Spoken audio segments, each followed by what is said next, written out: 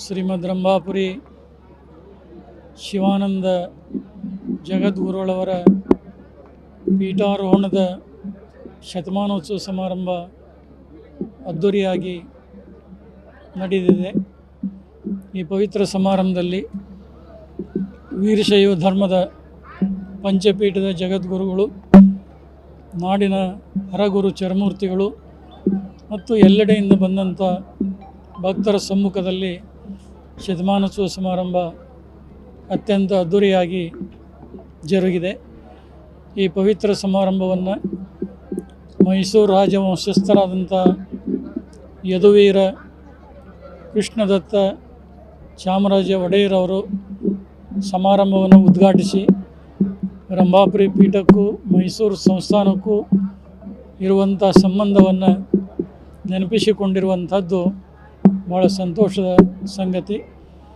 ಕೇಂದ್ರದ ರೈಲ್ವೆ ಮತ್ತು ಜಲಶಕ್ತಿ ಸಚಿವರಾದಂಥ ವಿ ಸೋಮಣ್ಣವರು ಈ ಪವಿತ್ರ ಸಮಾರಂಭದಲ್ಲಿ ಪಾಲ್ಗೊಂಡು ಚಿಕ್ಕಮಗಳೂರು ಜಿಲ್ಲೆಯ ಒಂದು ವ್ಯವಸ್ಥೆಯಲ್ಲಿ ರೈಲ್ವೆ ಮಾರ್ಗ ಹೊಸದಾಗಿ ಕಲ್ಪಿಸುವಂಥ ಯೋಜನೆಗೆ ಅವರು ಮನಸ್ಸು ಮಾಡಿದ್ದಾರೆ.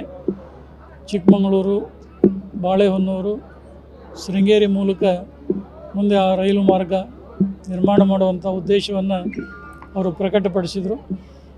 ಬೇಗನೆ ಆ ಕಾರ್ಯ ತ್ವರಿತಗತಿಯಿಂದ ಆಗಬೇಕಂತೇಳಿ ನಾವಾದರೂ ಕೂಡ ಅದನ್ನು ಆಗ್ರಹಪಡಿಸ್ತಾ ಇದ್ದೇವೆ. ಮತ್ತು ಈ ಸಮಾರಂಭ ಭಾಳ ಸುದೀರ್ಘವಾಗಿ ನಡೆದು ಪಂಚಪೀಠಗಳ ಧ್ಯೇಯವಾಕ್ಯದಂತೆ ಮಾನವ ಧರ್ಮಕ್ಕೆ ಜಯವಾಗಲಿ, ಧರ್ಮದಿಂದಲೇ ವಿಶ್ವಕ್ಕೆ ಶಾಂತಿ ಅನ್ನುವಂಥ ಸಂದೇಶ ಏನಿದೆ, ಈ ಒಂದು ಸಂದೇಶದಡಿಯಲ್ಲಿ ಎಲ್ಲ ಜಾತಿ ಮತ ಪಂಥಗಳ ಜನರು ಕೂಡ ಅಡಕಾಗಿದ್ದಾರೆ.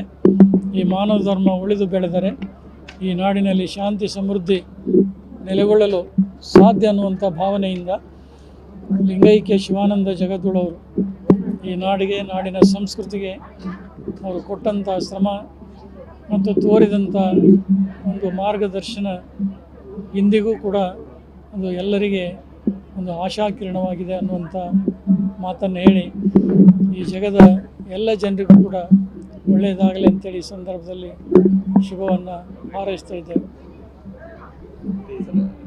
ನೀವೊಂದು ಮಾತನ್ನ ಹೇಳಿದ್ರಿ ಸರ್, ಡಿ ಕೆ ಶಿವಕುಮಾರ್ ಅವರು ಸಿಎಂ ಆದರೆ ಅದಕ್ಕೆ ಖುಷಿ ಇದೆ. ಇವತ್ತು ರಾಜಕೀಯದಲ್ಲಿ ಸಾಕಷ್ಟು ರಾಜಕೀಯವಾಗಿ ಮಾತಾಡಲ್ಲ ಅಂತ ಮೊದಲೇ ಹೇಳಿದ್ರು. ಬೇಡಬೇಡಿ, ಯಾವ ಸಾಂಗಳ ಏನಾದರೂ ಮಾತಾಡಲಿ, ನಾವು ಮಾತಾಡ್ತೀವಿ.